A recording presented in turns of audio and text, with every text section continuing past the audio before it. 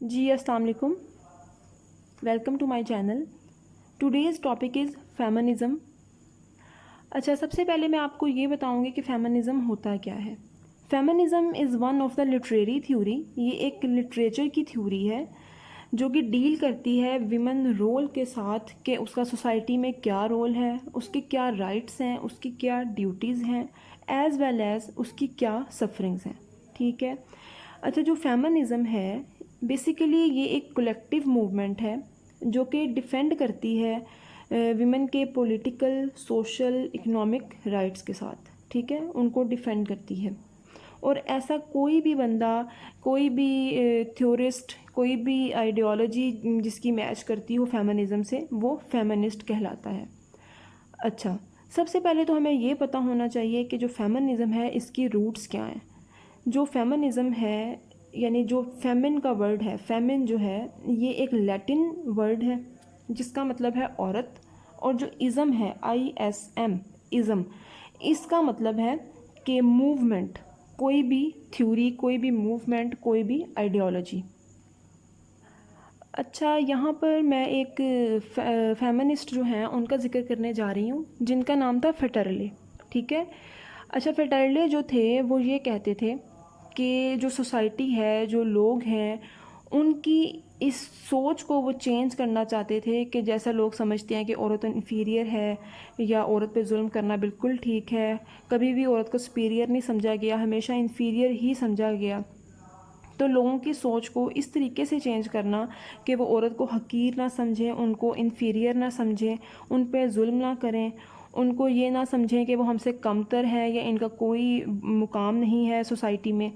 तो जो फेटरले थे वो इस जो नोशन है या इस थिंकिंग को चेंज करना चाहते थे।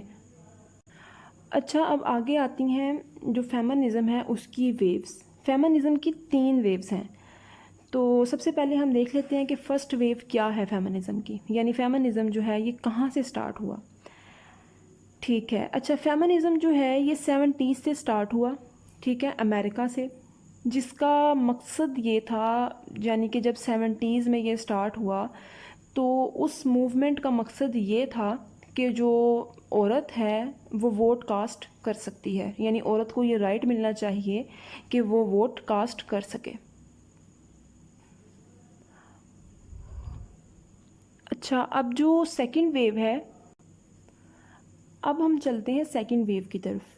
अच्छा, जो सेकंड वेव थी वो स्टार्ट हुई 1960s में और ये 1960 से 1970 तक गई। ठीक है।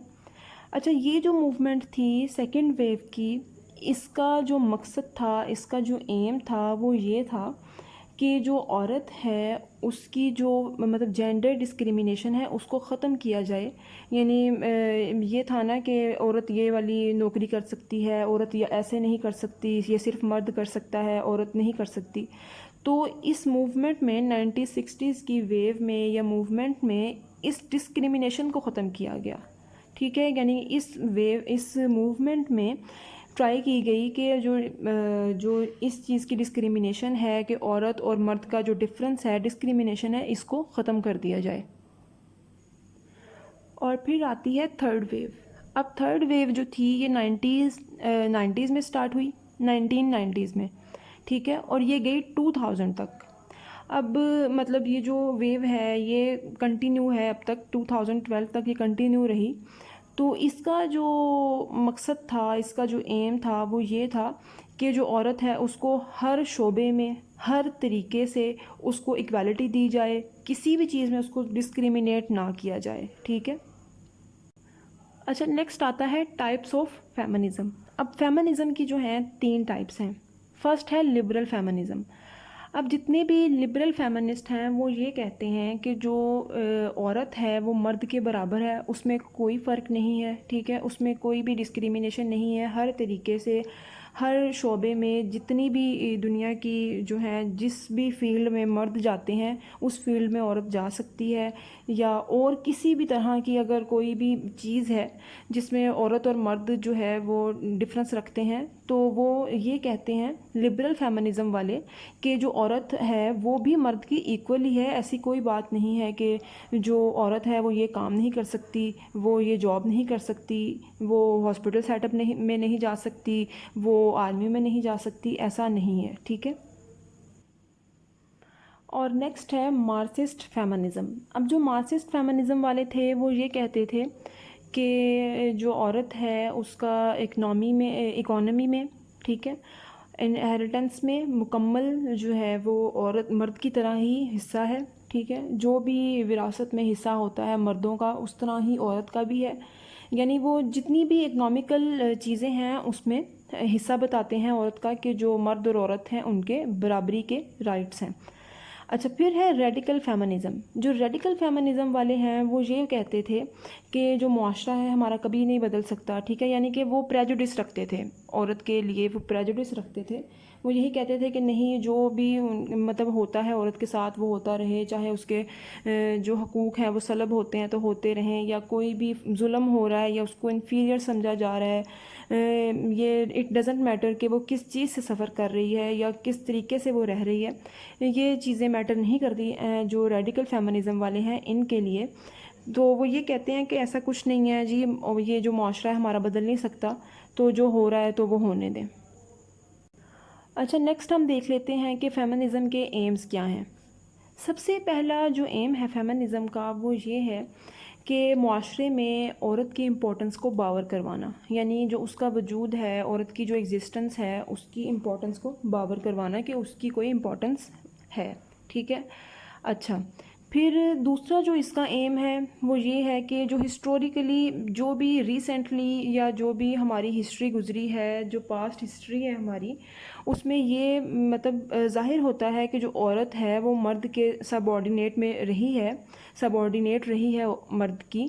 تو یہ جو فیمنزم ہے یہ بتاتا ہے، یہ ظاہر کرتا ہے کہ جو پاسٹ گزر چکا ہے اس میں عورت ہی تھی جو مرد کی سب آرڈینیٹ تھی۔